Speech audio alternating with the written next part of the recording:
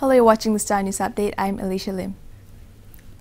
The High Court has allowed Kelantan Prince Tengku Muhammad Fakhri Sultan Ismail Petra to enter a judgment in default against his estranged wife, Manohara Pinot, and her mother after they failed to engage new lawyers in his 105 million ringgit defamation suit against them.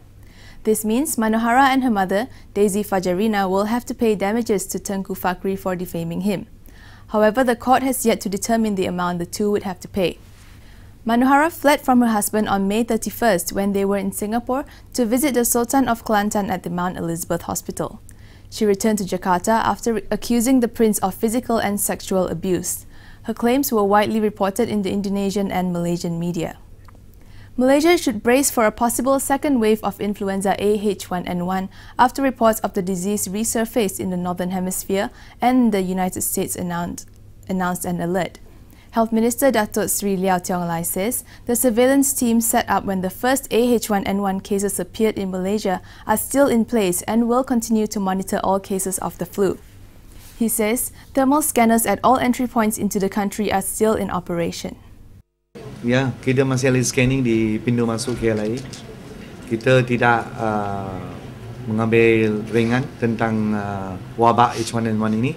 Kita telah pun mengambil langkah-langkah berjaga-jaga dan kita tetap akan memastikan wabak ini dapat dipantau dari masa ke semasa dengan tepat.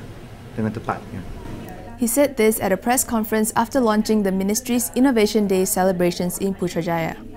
Liao says the spread of the H1N1 virus has slowed tremendously over the last few months, from 400 to 500 cases a day to just between 20 and 30 cases a day now.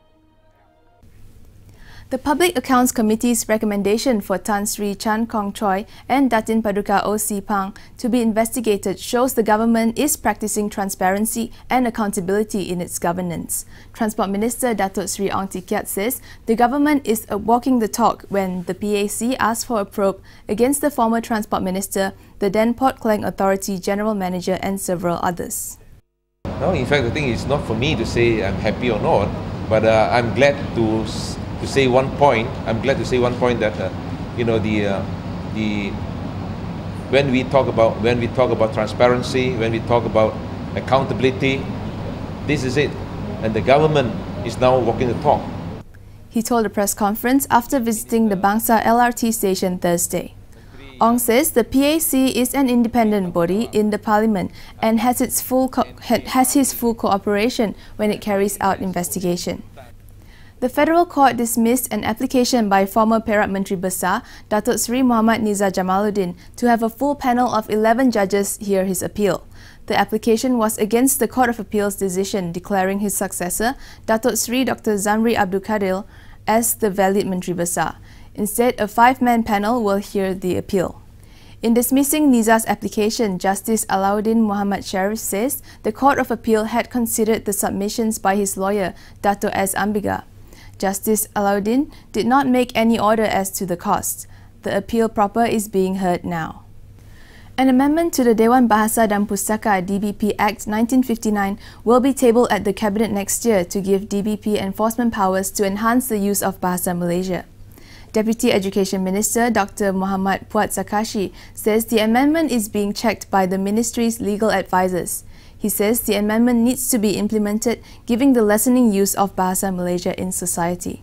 He added that before the Act is amended, it is important to identify what needs to be done urgently in terms of DBP manpower, programs and projects for the language.